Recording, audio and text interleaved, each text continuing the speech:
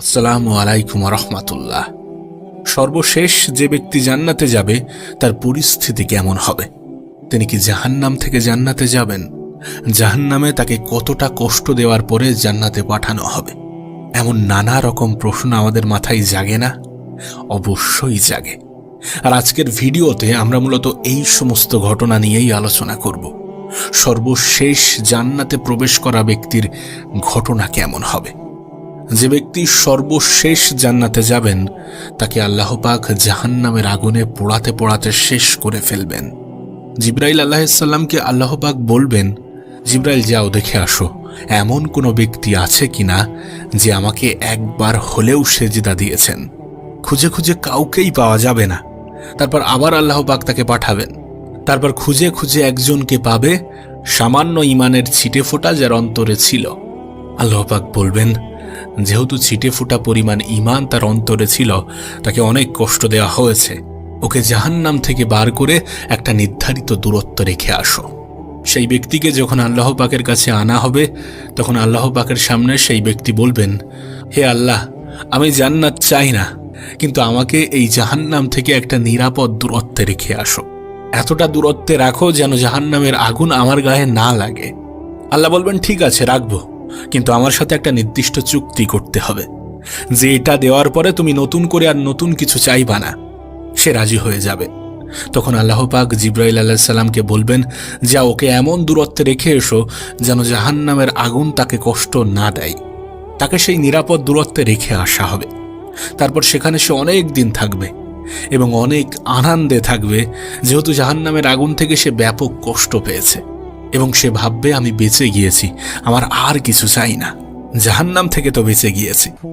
অনেক দিন পরে এসে সে ভাববে, জাহান্নাম থেকে তো বেঁচে গিয়েছি, কিন্তু আল্লাহর কাছে একটু ফরিয়াদ তো করা যেতে পারে। সে আল্লাহ পাকের কাছে বলবে, আল্লাহ, আমি তো আগেই বলেছি যে আমি জান্নাত চাই না, কিন্তু আমি একবার জান্নাতের সৌন্দর্য দেখতে চাই। জান্নাতটা কেমন আমি দেখতে চাই। জান্নাতের দরজার সামনে যদি আমাকে বসিয়ে রাখো, সেটাই আমার জন্য যথেষ্ট। আমার আর কিচ্ছু চাই না, শুধু জান্নাতের দরজার সামনে একটু বসতে চাই। তখন আল্লাহ পাক বলবেন, তুই তো আমার সাথে চুক্তি করেছিলি, নতুন করে আর কিছু চাইবি না। তখন সে ইমোশনাল হয়ে আল্লাহকে বলবেন, আল্লাহ, আমাকে কষ্ট দিয়ে আপনার কি লাভ?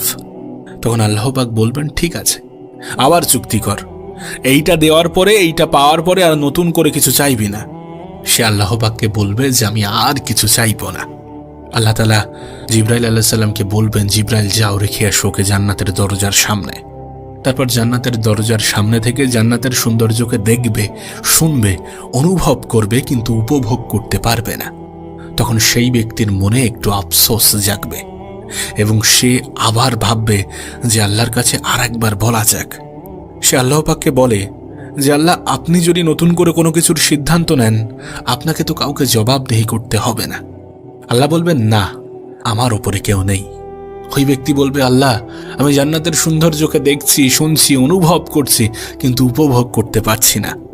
এত সুন্দর জান্নাত আমি চোখ দিয়ে দেখি, কান দিয়ে শুনি, কিন্তু ঢুকতে পারি না। আমাকে কষ্ট দিয়ে আপনার কি কোনো লাভ আছে? আল্লাহ, আমাকে তুমি ক্ষমা করে দাও। আমাকে তুমি ক্ষমা করে দিয়ে জান্নাতের এক কোনায় আমার একটু জায়গা করে দাও। আল্লাহ বলবেন, তোর থেকে বড় গাদ্দার আমি আর কখনো দেখিনি। তুই আমার সাথেই চুক্তি করিস, আবার আমার সাথেই চুক্তি ভঙ্গ করিস। কিন্তু আল্লাহর একটু দয়াও হবে। আল্লাহ বলবেন, ঠিক আছে, যা, তুই জান্নাতে যা। এটা শোনা মাত্র সে জান্নাতের দিকে ছুটতে থাকবে। আল্লাহ তাকে থামাবেন, বলবেন, শোন, জান্নাত তো তোকে দিলাম, তুই ছুটছিস কেন? সেই ব্যক্তি তখন বলবেন, আমি তো কম চেষ্টা করিনি। তখন আল্লাহ পাক বলবেন, ঠিক আছে, শুধুমাত্র জান্নাতে নয়, তোকে আরো অনেক কিছু দেব। তুই যা যা চাইবি তাই তাই পাবি, বল তোর কি কি লাগবে। তখন সেই ব্যক্তি আল্লাহ পাকের কাছে একটা লম্বা লিস্ট তৈরি করবে। আমার এটা দাও, সেটা দাও, বাড়ি দাও, গাড়ি দাও, টাকা দাও, নারী দাও, না জানি আরো কি কি চাইবে।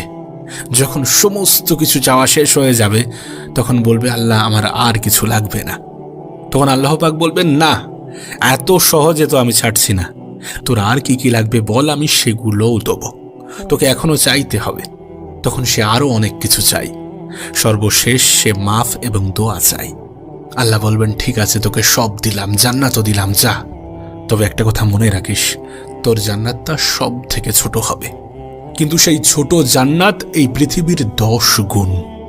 সুবহানাল্লাহ। এটা বুখারীর বর্ণনা। যাকে এত কষ্ট দিয়ে জাহান্নামে এতদিন রেখে জান্নাতে প্রবেশ করানো হবে, তার জান্নাত যদি এ পৃথিবীর থেকে 10 গুণ বেশি বড় হয়, তাহলে যারা জান্নাতুল ফেরদৌস পাবেন তাদের জান্নাতটা কত সুন্দর হবে, কত বড় হবে। একবার ভেবে দেখুন, আল্লাহ পাক ফেরেশতাদের আদেশ করবেন, ও ফেরেশতারা যাও, যারা আমার প্রতি শ্রদ্ধা, ভালোবাসা, সম্মান দেখিয়েছেন তাদেরকে জান্নাতে নিয়ে যাও। একবার ভাবুন সেই দিনটা কত সুন্দর হবে, সেই মুহূর্তটা কত সুন্দর হবে। ঠিক যেমন কোনো অনুষ্ঠানের চিফ গেস্ট যারা থাকে তাদেরকে স্বাগত জানানো হয়, আমাদেরকে তার থেকেও হাজারো গুণ উত্তম উপায়ে স্বাগত জানানো হবে। জান্নাতের সামনে খুব সুন্দর একটা গেট থাকবে, যার আশেপাশে খাবার দাবার, ফল ফুল, যা সমস্ত কিছু প্রয়োজন সব কিছু থাকবে। জান্নাতীরা মনে করবেন এটাই আসল জান্নাত, চলো আমরা খাওয়া দাওয়া শুরু করি, আমাদের যার যেটা পছন্দ আমরা সেটা করি। তখন ফেরেশতারা বলবেন, আপনারা ভুল করছেন, এটা জান্নাত নয়, এটা জান্নাতের গেট। তারপর আবার জান্নাতীরা ফেরেশতাদের সাথে হাঁটতে শুরু করবে। কিছুটা পথ হাঁটার পরে তারা আবার একটা গেট টাইপের দেখবে, কিন্তু এবার আর জান্নাতীরা ফেরেশতাদের জিজ্ঞাসা করবে না যে এটা কি জান্নাত নাকি জান্নাতের গেট। এত সুন্দর সেই দৃশ্য, এত সুন্দর সেই পরিবেশ, তারা মনে করবে এটা অবশ্যই জান্নাত। ফেরেশতারা আবার বলবে, আরে এটা জান্নাত নয়, জান্নাত এখনো সামনে। তারপর আবার জান্নাতীরা এবং ফেরেশতারা যেতে শুরু করবেন। যেতে যেতে 3 নম্বর গেটের সামনে পৌঁছাবেন এবং তারপর তারা উল্লাস করতে শুরু করবেন। ফেরেশতারা বলবে, এটাও জান্নাত নয়, জান্নাত সামনে। তারপর সেই গেট পার করে যখন জান্নাতের মধ্যে প্রবেশ করবেন, তখন জান্নাতীরা অবাক দৃষ্টিতে তাকিয়ে থাকবেন, যেন স্তম্ভ হয়ে যাবেন যে এটা কি, যেটার সৌন্দর্য জান্নাতীরা জান্নাত দেখার পরেও হয়তোবা ব্যাখ্যা করতে পারবেন না। সব জান্নাতীরাই মুখ দিয়ে একটা শব্দ উচ্চারণ করতে বাধ্য হবেন, আলহামদুলিল্লাহ। একবার ভেবে দেখুন, জান্নাতীরা জান্নাতের প্রতিটা গেট দেখে মনে করবেন এটাই জান্নাত, কিন্তু আসল জান্নাতে প্রবেশ করার পরে তাদের এক্সপ্রেশন কেমন হবে একবার ভেবে দেখুন। কাশ যদি জান্নাতের সৌন্দর্য ভাষায় প্রকাশ করে বোঝানো যেত। তবে মনে রাখা উচিত, জান্নাত যতটা সুন্দর, জাহান্নাম কিন্তু ততটাই ভয়ঙ্কর। আমাদের দুনিয়াবী জীবনে আমাদের যত উদ্দেশ্যই থাকুক না কেন, সব থেকে বড় উদ্দেশ্য জান্নাত হওয়া উচিত। দেখুন, আল্লাহ পাক হিসাব নিলে আমরা কখনোই পাশ করতে পারবো না। আর জীবনে সবসময় ভালো কাজের সাথে নিজেকে যুক্ত করা উচিত, খারাপ কাজ থেকে নিজের দূরত্ব বাড়ানো উচিত। ভালো কাজের সাথে এই জন্য যুক্ত হওয়া উচিত, কারণ আমাদের কোনো একটা কাজ যদি আল্লাহর পছন্দ হয়ে যায়, যদি আমাদের দ্বারা কোনো মানুষ উপকৃত হয় আর সেটা যদি আল্লাহর পছন্দ হয়ে যায়, তার পরিবর্তে আল্লাহ যদি আমাদেরকে দয়া করে জান্নাত দেয়, সেটা আমাদের জন্য কত বড় উপলব্ধি হতে পারে। আসুন আমরা নিজেকে একটু একটু করে পরিবর্তন করার চেষ্টা করি, খারাপ জিনিসগুলো থেকে নিজের দূরত্ব বৃদ্ধি করি, ভালো জিনিসগুলোর দিকে নিজেকে একটু একটু করে আকৃষ্ট করি।